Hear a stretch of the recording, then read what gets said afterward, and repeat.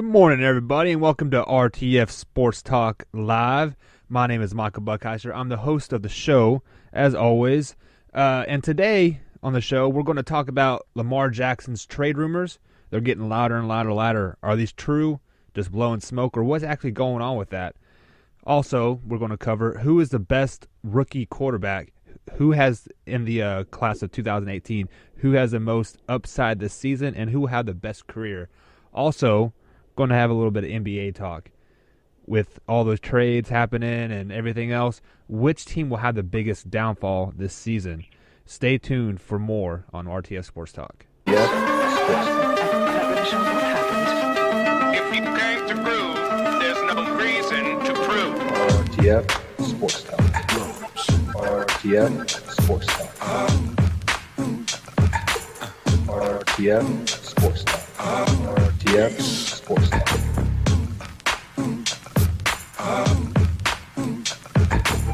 And now you've got yourself something funky. RTF Sports Talk. RTF Sports Talk. RTF Sports Talk. RTF Sports Talk. RTF Sports Talk. Alrighty, guys, welcome to RTF Sports Talk. I am your host, Michael Buckheiser, as I said, and here with always, we got Billy Hatton. Billy, how you doing today, man? I'm doing all right, man. Glad to be here. Hey, we're glad to have you here, man. Matthew Lyle, how you doing today? I'm doing great. Beautiful morning here, heading into work. Love to get it started. Love to get it started, and let's get it started, Matthew. Let's get it started with you today. First question that is kind of near and dear to our heart, basically, because Louisville is right in our backyard here. The Baltimore Ravens did draft Lamar Jackson in the first round this past draft, in the 2018 draft. And rumors are starting to surface about possible trade that the Ravens might have. Do you think this is just smoke? Is there fire to this? And if so, what would be the best team, like the best fit for Lamar Jackson? All right, so let me start out with that. It's absolute smoke. It's Michael Buckheiser smoke, because I'll be honest with you, I've heard that nowhere else but from you, my friend. And, hey, if you're right, congratulations. You might be onto something. This might be your free bird. This might be your stairway to heaven. But I have not heard this rumor anywhere else. I've Googled it up and down. I've talked to people that are as close to the NFL as I know and close to Louisville or even Lamar Jackson, and heard this nowhere. But we'll give it some play, because it would be idiotic for them to trade him, because you spent a first-round pick for him. You're in the NFL, you're not getting anything but picks for him. Players, they don't trade players like that much in the NFL. So he's going to have no impact if you trade him in the next couple of years. But if they were to trade him, I can't, like I said, another reason that'd be so dumb is because the best fit for Lamar Jackson is Baltimore Ravens. They have a backup that plays close to his style. They're already looking on trying to get Joe Flacco out the door. There aren't any other teams that run an offense basically any team that would get Lamar Jackson would have to adjust their offense to fit Lamar Jackson. The only place that has really done that, just off the top of my head, is a place like Baltimore. Or not Baltimore, a place like Houston, Texas. But they got a young quarterback. They don't need another. Philadelphia kind of does it, but they got a young quarterback. They don't need another. The Rams would be smart enough to do it, but they got a young quarterback. They don't need another one. So the Baltimore Ravens have already started working on a playbook to fit Lamar Jackson. There would be absolute no reason for the team or for Lamar Jackson to be traded, because he's in the best possible situation for now. And the receivers are there to fit Lamar Jackson's style. They're more quicker, get downfield and get open receivers. We don't need a type of receiver that's going to go across the middle and sit like New England or something. He needs to stay right where he is, and I fully believe he will. Just to piggyback off of that, I don't think that Lamar Jackson will be traded for a couple of reasons that Matthew already stated. That Joe Flacco does seem like to be on his last leg. They also do have another quarterback on the roster who is the same as Lamar Jackson. But if I had to say one team that I think that would be a good fit for him, per se, to me, that team would be the Seattle Seahawks because of Russell Wilson. I think he fits a similar style of play as a Lamar Jackson with, the quick throws.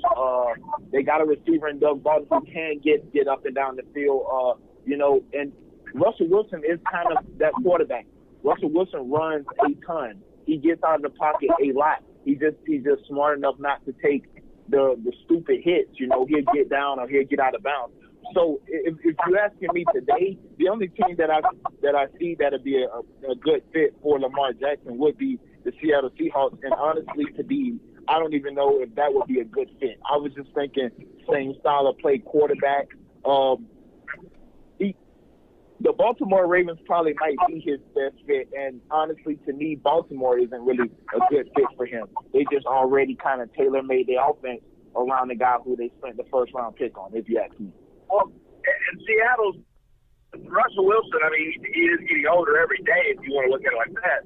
But they're not in a need for a quarterback to give up what Baltimore's wanting. Baltimore's not going to want just their first-round pick back. Baltimore's going to want a first round, maybe even 2 first rounds. If this erroneous rumor is even true, they're not going to, they're going to want a lot more than Seattle would give up for a quarterback. Especially when Seattle's depleted in a lot of other positions. They need a line. They need a secondary offense that would kill a young quarterback. So, I mean, I get why, schematically it makes sense for Lamar Jackson to go there, but organizationally it would make none at all. Oh, I definitely agree. I don't think that Seattle will give up anything to get Lamar Jackson. Just on a hypothetical one, if he was traded, what team do I think he fits in good with? And that team to me is the Seattle Seahawks because of the similar style of play. Will they give up what Baltimore is looking for? No, because Baltimore gave up a couple picks.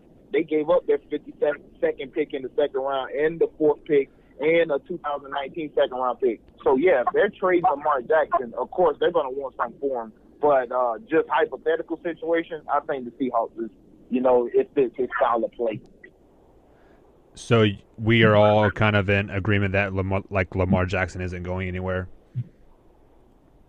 No, he's not going anywhere. He's not going anywhere. All right. Do you guys think the Ravens will trade RG3, though? Or, they'll kind of do a sign-and-trade type deal, possibly? No, because the NFL does not favor a trade. If anything, they'll just cut one of them. They'll just trade them. I mean, you got to remember Randy Moss, and with still a lot left in the tank. You showed that in New England. Went for what, a 4th rounder? I mean, that's Randy Moss. So the NFL doesn't do well with trades, and I think it would be. They wouldn't get anything for an RG3. If they were to do anything, they would be better off to just carry 3 quarterbacks on that roster and prepare for the worst. If Joe Flacco or Lamar gets injured, or vice versa, if Joe Flacco and RG3 gets injured, you got Lamar. That would be, if anything, that would be their smartest option other than cutting. Yeah, I definitely agree. I don't think they'll cut him either, being that you have 2 running quarterbacks on the roster, which means potential injuries. So I think they're going to want to carry as many. Most teams do carry 3 quarterbacks anyways on the roster. So no, I don't think they will get rid of RG3. Plus, they get no trade value for him. The NFL trade value is little to nothing. Absolutely. Those are all great points, guys, and that's a perfect segue into the next question. From the 2018 QB class, who do you guys think is going to have the best season and the best career? Billy, we'll go ahead and start with you on this one. I'm just gonna go Baker by default. I just think Rosen, Donald, Lamar Jackson don't have the receivers to be good, and I think none of those guys are Peyton Manning or Tom Brady or Aaron Rodgers just yet. So I think the fact that Baker is going to have better targets to throw the ball to as of now, if I'm just looking at what I see right now, I don't see the Jets having anything. I don't see the Bills having anything. So I don't see the Ravens with a breakout start at receiver. So right now I'm gonna go Baker because Tyrod has the most probably upside to fail. He's not a world beater, but I think he's a good quarterback. But I think Baker will have a chance in there if Josh Gordon can come back and be healthy. We know what he can do, and we've seen what Jarvis Landry can do for Ryan Tannehill, who I think Baker is better than. So. Oh, I'm going to go Baker because the team that he's playing with. And I'm just not a believer in Rosen and all these other guys anyways. I didn't see enough of these guys in college, honestly, for me to just step out on that limb, especially when they're going to teams where they're going to have to build those franchises. I think the Browns receiving core is already intact enough, and I think that they have enough playmakers there where Baker can have an easy jump start to his career. Matthew, same question to you, big guy. Of course, the Browns fan goes with Baker Mayfield. I can't go with Baker Mayfield because, A, I do think Tyrod Taylor is your safest pick this year, one, or B, and even if he is in there, that defense is going to have some concerns. And when you start getting down by a couple touchdowns, especially as a young quarterback, you start making some plays that you shouldn't or shouldn't try to, and that's going to lead to turnovers. Sam Darnold, I don't believe in the USC hype. It doesn't pan out very often. I like Josh Allen's arm, but just like Lamar Jackson, I'm concerned about his accuracy. I think he fits your prototype quarterback, but in Buffalo, where you don't really have that much of an offense and you're trying to ride everything on that defense, you got to have some short, smart passes, and I don't think he quite has that. The guy that I think is going to have the best season is I think going to be Josh Rosen. He's at a place where they have solid receivers, solid defense. They're indoors. He plays behind a quarterback that is very injury prone. He's a smart guy. He does get a little too overconfident every once in a while, but I think that'll be all right in the NFL. Big picture, though, I think it's going to be either him or Allen. I really have a lot of faith in that Allen's going to pan out. And look, he's not. When I say pan out, I think a lot of people instantly go to Tom Brady, Peyton Manning. No, I'm thinking he's going to be a consistent starter. He's going to be an Alex Smith, a healthy Sam Bradford. He's going to be that mediocre mid-tier quarterback. Or also a dark horse, the Leota, or I'm not sure on his name, the kid that the Giants drafted. I was really impressed. I know he went to Richmond, but I was really impressed by what I saw in that one preseason game, which is all we can base any of these rookies off of. And also, he's super intelligent. A lot of these guys struggle converting playbooks. He had 4 different offensive coordinators in 4 years and put up some of the best stats in his little league he plays in, his Division I AA, or FCS as it's still called. I think that he could be the next Russell Wilson type, the next guy that comes out of nowhere and manages and be a consistent NFL starter as well. But I don't know if anybody that was drafted this year is going to be ever talked about in the same breath as a Tom Brady or Aaron Rodgers or Drew Brees. No, for me, yeah, I'm a Browns fan, but I was a Baker fan long before. I said Baker Mayfield was the best quarterback coming out of the draft this whole time before the draft started, before he was even drafted by the Cleveland Browns. To me, I watched him in college. His arm strength. He has a big arm. He can get out the pocket. He's not fast, but he's mobile. And I think he's a gamer. That stuff to me just translates over as being successful in the NFL. And then the other part of that equation is having people to throw to. If you don't have anybody to throw to, it doesn't matter really how good you are. Like I said, unless you're one of these top tier quarterbacks who make receivers, but none of these guys are there yet. So if I'm just looking at the big picture right now, who do these guys have to throw the ball to? And I look at the Browns receiving core, it's better than any receiving core of any other rookie quarterback that got drafted this year. But Matthew, you went with a dark horse. My dark horse would be Mason Rudolph. who got drafted by the Steelers. I think he's a very, very underrated quarterback coming out of Oklahoma State. And with Big Ben kind of maybe luring retirement in a couple years, he's probably still going to have Antonio Brown there. And of course, I'm sure the Steelers is gonna beef up that wide receiving core. They're not just gonna have Antonio Brown forever. So if you want to throw out a dark horse, I think Mason Rudolph could be one of those guys down there in Pittsburgh. I don't trust any quarterback that ever comes out of the Big 12 to last in the NFL. That's fair. Yeah, that is a very fair fair statement. Yeah, very unproven. I mean, and like I said, I think Baker will be okay as long as he doesn't have to do too much. You can have all of the NFL wide receivers from you could have Randy Moss in his prime, Jerry Rice in his prime, T.O. in his prime, Chad Johnson in his prime, all those lined up for a guy. But if they try to make a throw that isn't there, it doesn't matter who you have at receiver. I just think Baker. But I've never had that concern with Baker because Baker hasn't shown that. He's always shown to make the right play. So I mean, I guess that's a third for a really bad defense. I mean, he did it to Georgia, which is the SEC defense. So I mean, he did it. He hasn't done it, but he only played Georgia once. You can only play who you have on your schedule, and when he played that team on his schedule, he annihilated them. It wasn't his fault. Well, they lost. I don't know how they annihilated. No, I said he annihilated them. It's not his fault why the Oklahoma Sooners lost against the Georgia Bulldogs. Pull up his stats. And there you go. It's about as good of a game as you can play. He played as he played good a good defense and he gets hurt. He killed the Georgia defense. He killed the Georgia defense. He put the team on his back. Just because he didn't win, that doesn't mean he didn't play good. But the reason he actually struggled on 11. They are playing 11. But he actually struggled in the second and third quarter because he got hurt, which is what happens when you play a good defense. That's not what happens when you play. Injuries happen. Well, injuries are part of the game. People get hurt and don't even get touched.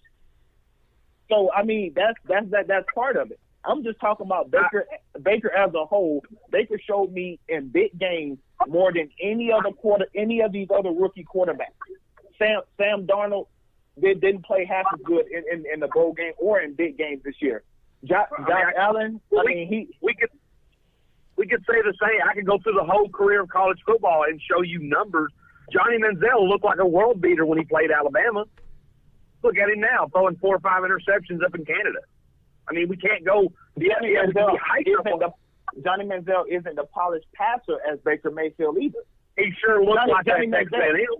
No, not as a polished passer. He was never looked at as a polished passer. We can sit down and watch the film. Of course, he can make some throws because he wasn't a scrub, but he's not near as the passer as Baker Mayfield is. It's not even close. He's a better athlete. He got by with his running against Alabama, which opened up his throwing. Baker Mayfield is a pass first guy. His accuracy is never in question. I beg to differ that. I don't know if you read the scouting reports when he was coming out of college. Accuracy was the big thing. I mean, one guy went 20-something, one guy went 1, and they're about the same height. So, I mean, what's the difference? Obviously, one had to be better in some aspect. I mean, I'd have to look at the draft classes to break that down, but I think Baker Mayfield is going to be no better or no worse than Johnny Manziel was. But we'll see. Good thing about sports, it'll all develop. Oh yeah, we're definitely going to find out. So Matthew, let me ask you this: is there going to be a rookie starter week 1?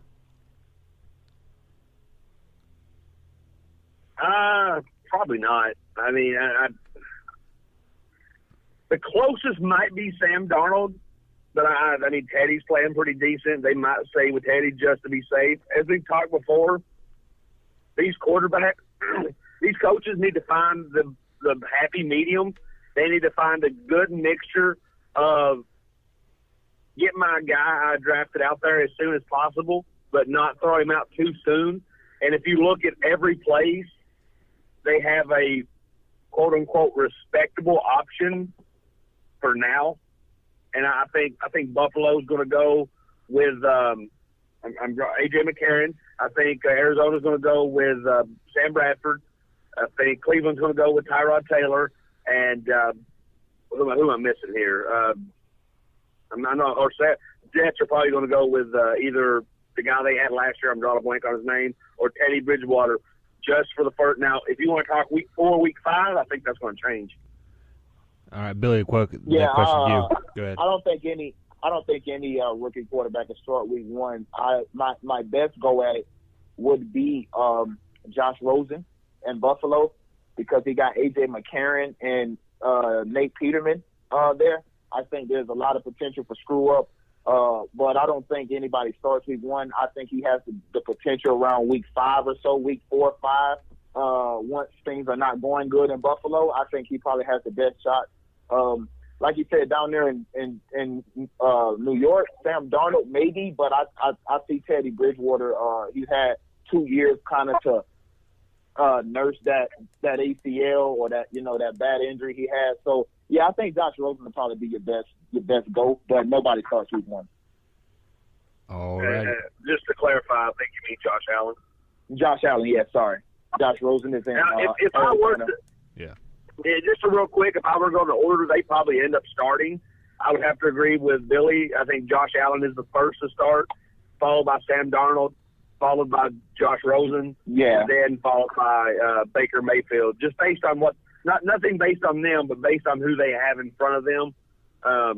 Correct. Yeah. The only thing that can shake that up is A, an injury, or B, and I'm not going to joke on any team specifically, but if one team was to come out and just start 0 for 5, no matter how good their older quarterbacks playing, I could see them making the change instantly.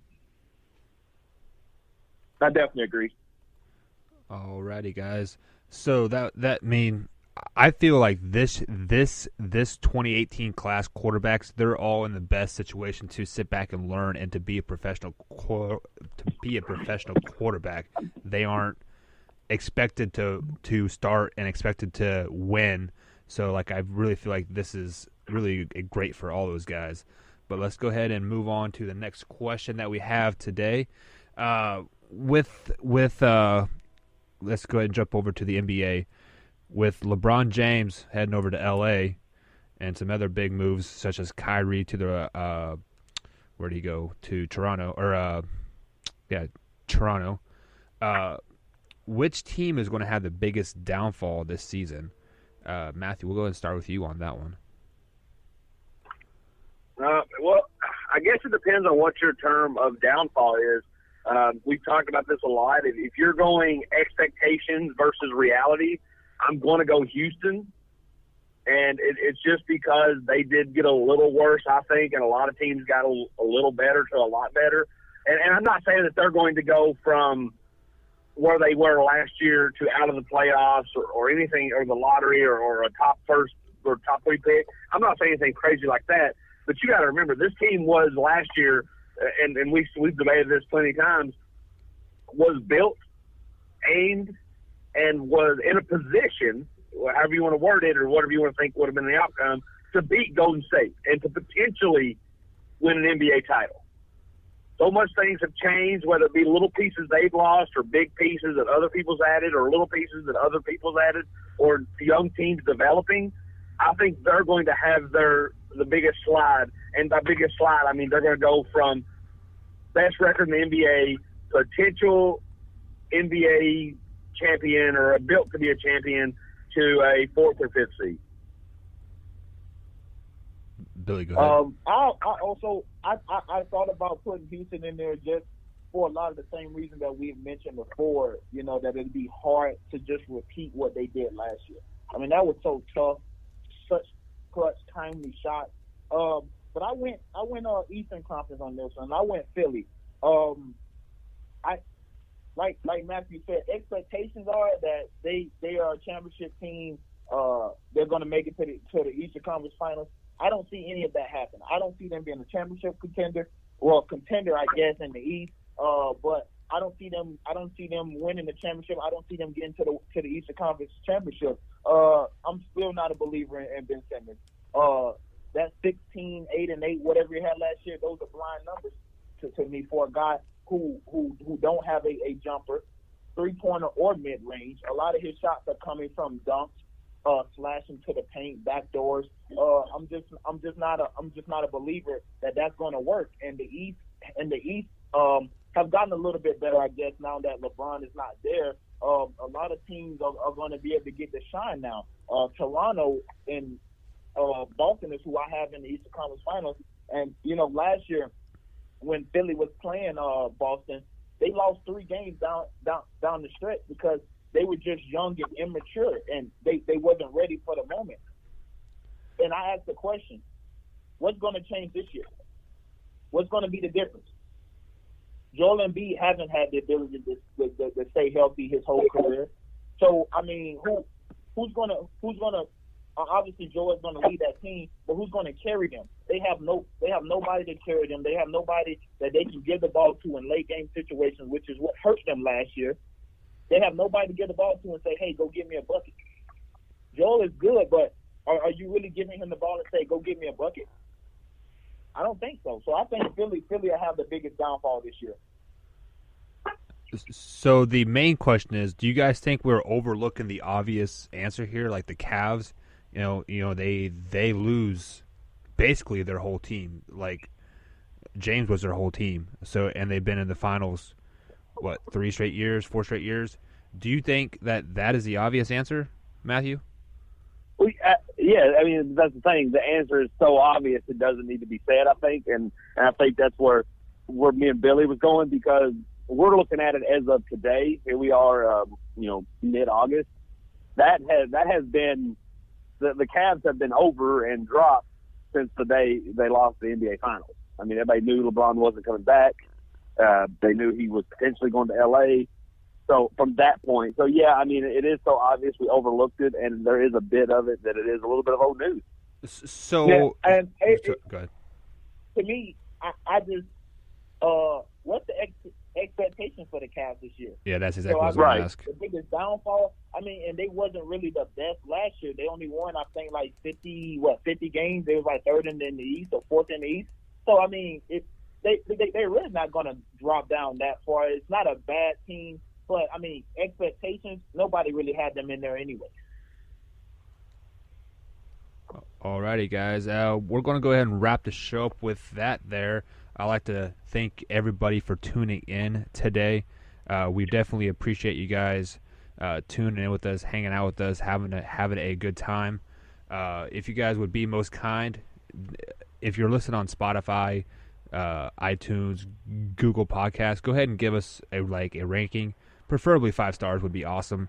If you're watching us on Facebook, go ahead and share it, like it, comment. If you're on YouTube, go ahead and like, comment, and subscribe as well. But as always, thank you, Billy and Matthew, for joining us, and we'll catch you guys on Thursday. Bye. All right, thank you, guys.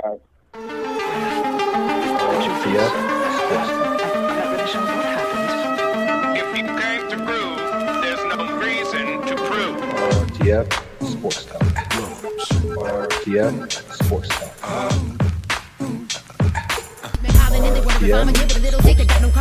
RTF Sports Talk.